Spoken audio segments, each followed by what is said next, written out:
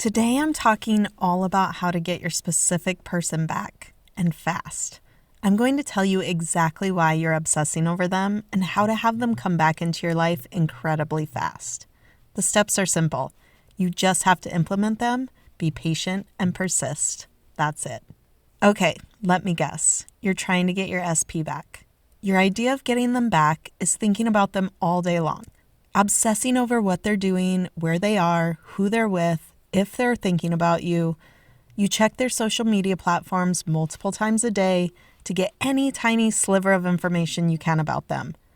Being sure to check if they've followed anyone new, whose picture they've liked, whose post they've commented on, and who has commented on any of their posts.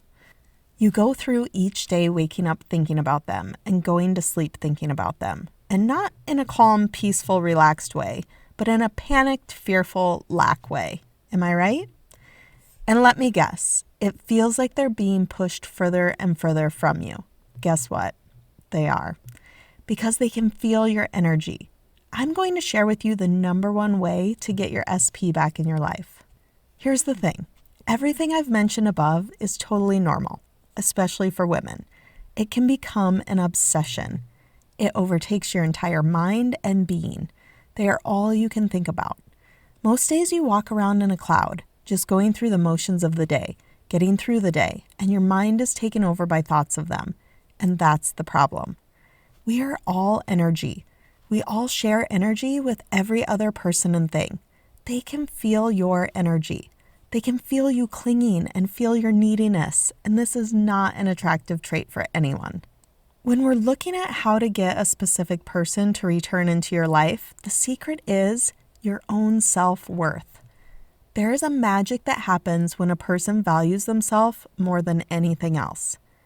Do you know what the most attractive trait is in a man or woman? It's self-confidence. Not arrogance, but self-confidence. I don't think that anyone wants someone else relying on them for their happiness. They have to be happy with themselves first, and then that other person just adds to their happiness. I've been the source of happiness for someone in my life before, and it's exhausting. I was with a man who was not happy with himself. He relied on me every day for his happiness. He thought that if I was happy, then he could be happy. That's not the way it works. And it's exhausting for your partner if you're depending on them for your happiness. You have to find value in yourself first. You have to put yourself first. This may sound selfish, but you have to fully focus on yourself. When you're constantly obsessing over someone who isn't available to you, the truth is, it's not about them. It's about you. It's what you're lacking in your life. You think that they have something and can give you something that you're lacking. It's that simple. The way to change it? Identify what it is that's lacking in your life that you think they can give you. Find out what it is and add it to your life on your own. You are looking to that person to fulfill something that you lack. You believe that they have something that you need and you can't get without them.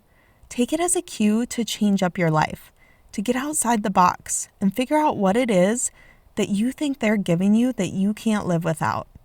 When you find that missing piece and start giving it to yourself, you won't believe how fast they'll come back into your life. Why? Because they can feel your energy. They can feel that neediness is gone and that you aren't clinging to them anymore. They can feel that you've pulled away, that you're living your own life. And if they are truly in love with you, it will scare them. And they will start calling, texting, or stopping by sooner than you can imagine. But you have to let the obsessing go. You have to stop looking at their social media. You have to stop letting them infiltrate your mind all day. You have to flip your focus to yourself. Let's talk about a few ways to do this because I know it can be very, very difficult sometimes. I've been there. And the only way I got out of it was by working on myself. I'll be honest, it was slow because I didn't have help. I didn't know what I was doing, and I didn't know how to change those patterns, and I didn't know those patterns were what was keeping them away. I had to figure out all on my own, and I'm so happy I can help you out of this cycle. I'm going to share a few of the things that really helped me break this cycle. The first thing you need to do is become aware of when you're thinking about them and make a conscious effort to do something that brings you joy. Find something you absolutely love. I don't care if it's a job, a book, hiking, working out. Find one thing that you can do that you absolutely love and can sink into. For me, it was work. I love my work, and if I can focus on that, it's usually a pretty good distraction from anything else in my life that's bothering me. If you can, add more of that to your life. So if reading distracts your mind, then anytime you start thinking about your specific person, go pick up a book and read for a while. If working out does that for you, then put on your shoes and go for a walk or go to the gym. The second thing I did that really worked for me was I set a pretty hard goal for something. I needed something to really take my mind off of them and focus on me. If you're familiar with 75 Hard, this was my medicine. 75 Hard is a program developed by Andy Frisella. I have zero affiliation with it. I just think it's a great program that develops self-worth and discipline. The gist of it is that for every single day for 75 days, you do the following. Complete 2 45-minute workouts. One of them has to be outside, no matter the weather. Drink 1 gallon of water, take a daily progress photo, read 10 pages of nonfiction, and follow a diet. You get to choose your diet, but you have to stick to it, and no sweets. This isn't for everyone, but I needed something that would completely consume my time. Instead of worrying about what my SP was doing, I was figuring out when I would get my second workout in, how much water I was drinking so that I wasn't drinking a gallon of water at bedtime, and I was focusing on my diet. It was consuming for my mind, and that's what I needed, a major goal. The benefit? I didn't have time to think about my SP, and my self-worth improved, I developed discipline, and my body looked pretty amazing after. Again, this isn't for everyone, but I was looking for a drastic way to get my mind back on myself. I became so dedicated to this goal and to myself that slowly that became what I was focused on. That's what you need. Something to completely shift your focus. Maybe you want to start a new business. Maybe you have a goal to run a marathon or take cooking classes. Whatever it is, now is the time to start. This is the perfect opportunity to start focusing on you.